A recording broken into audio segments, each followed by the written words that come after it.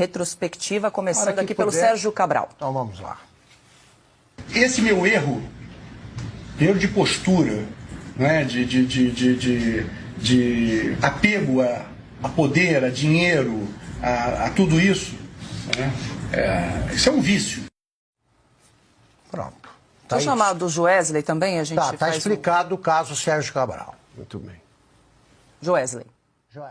Duas fases. Teve a fase do presidente Lula, depois a fase do presidente Dilma. Na fase do presidente Lula, chegou acho que nos 80 milhões de dólares. Depois na Dilma chegou nos 70. Ou ao contrário, 70 na do Lula, 80 no da Dilma. Na mesma conta?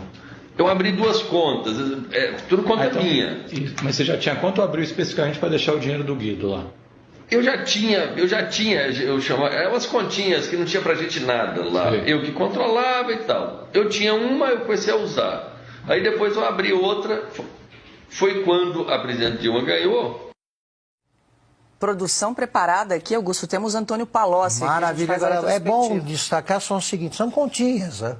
Continhas, 70 milhão, como ele fala, de dólares. De dólares. Mas é uma continha. A ladruagem operou nesse nível. Vamos lá. O presidente Lula também começou só olhando campanha. Já no fim do seu primeiro mandato, muita coisa pessoal ele tinha pedido para ele, em termos de dinheiro que eu pessoalmente levei e entreguei para ele. No fim do seu segundo mandato, aí ele preparou sua aposentadoria. Recebeu 300 milhões da Odebrecht numa conta corrente de disponibilidade, recebeu seu sítio, que foi feito, combinado para seu uso, o apartamento. É isso que a gente tem que fazer. A cada conversa fiada deles, a gente mostra declarações da própria quadrilha, de integrantes da quadrilha, dissidentes. Eles estão prontos, expliquem isso. Lembrando que eram delações que ocorriam sem coação, sem pressão, na presença de advogado, tudo gravado. Na primeira instância, ou seja, respeitando o direito de defesa do acusado. Duplo grau de jurisdição. Isso, e claro que eles falaram ali, eles tinham que provar mais evidências. Além da declaração, eles tinham que dar outras provas, senão não recebia o benefício da colaboração ou delação premiada. E temos ainda do Marcelo Odebrecht para revisitar. Esse fechamento aqui, do amigo de meu pai, quando eu falo, vocês fecharam com o amigo do amigo de meu pai, eu não estou dizendo que eles fecharam diretamente com o Toffoli. Aqui tem o Sérgio, que era com quem eles fechavam o valor do orçamento. O que a gente entendia é que ao estar fechando com o Sérgio, ele está cuidando do assunto. Então ele está fechando com... Ou ele tá cuidando do assunto. O problema é esse. Como é você, em tese, nunca fica muito claro, né? Certo. Mas é quando você fala amigo do meu pai, está se referindo... Na nossa visão, quando a gente estava fechando, pra gente, ao fechar com o Sérgio, ele estava cuidando do assunto. Do amigo do meu pai. Que é? O Toffoli, entendeu? Deixa eu passar aqui para o Silvio, só para fechar, Silvio, a gente está falando de cifra de 300 milhões, 80 milhões de dólares, 70 milhões de dólares. A gente aqui no chat lembrando da sacolinha de vinho de 100 mil reais que nunca apareceu, né, no relatório da Polícia Federal. Quero te ouvir aí, a gente que trouxe um compilado de alguns personagens envolvidos na Operação Lava Jato. Isso é só uma amostra, hein?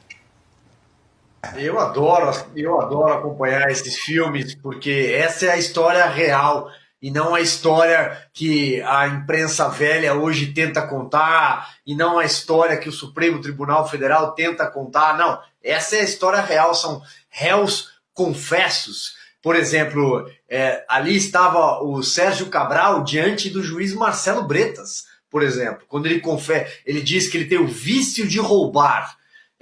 Marcelo Bretas hoje é um juiz afastado, foi punido, porque todos os juízes que trabalharam na Lava Jato, e no caso dele era uma ramificação no Rio de Janeiro, foram punidos. A figura do Antônio Palocci falando, não, porque já no final do segundo mandato, a ideia era assegurar a aposentadoria do Lula. E o Piotr traz um dado muito interessante, porque ele diz assim, olha, ele estava sendo ouvido em primeira instância. E o vídeo, se vocês pegarem ele novamente, vocês vão ver que é um vídeo da Procuradoria-Geral da República, mas um vídeo do Ministério Público.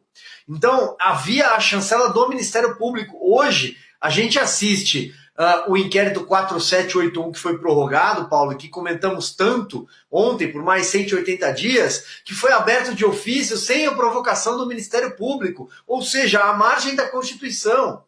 Aí não, aí é a força-tarefa do Ministério Público presente, coisa que não acontece hoje. Então, são outros tempos. E esse pessoal ainda tem a cara de pau, como o Lula, de dizer que não teve direito à defesa, não teve presunção de inocência. Todos tiveram. Lembrando que essa fala do Marcelo Odebrecht, e aqui finalizo, ela é muito posterior àquela que foi a grande fase da Lava Jato, em novembro de 2014, que é a juízo final. É a 7ª fase da Lava Jato, se eu não falhar aqui. É quando os empreiteiros todos são presos. A Polícia Federal bate a porta deles, todos eles são presos, e Curitiba assiste, pela primeira vez na história, a um congestionamento de jatinhos, porque cada um foi com o seu próprio jatinho prestar depoimento, achando que ia voltar para casa.